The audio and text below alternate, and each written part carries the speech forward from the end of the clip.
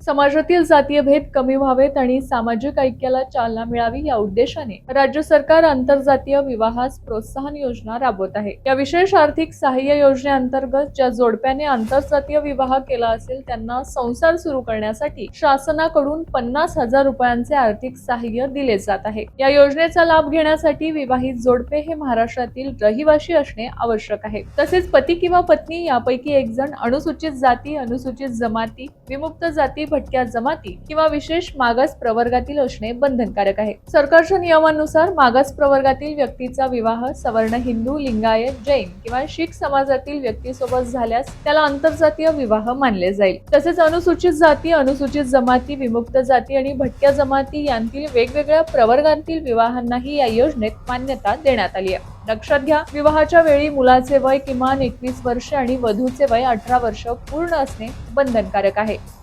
आजची माहिती तुम्हाला उपयुक्त वाटली का आम्हाला कमेंट करून नक्की सांगा आणि अशाच नवनवीन अपडेट्ससाठी आमच्या चॅनलला फॉलो करायला विसरू नका।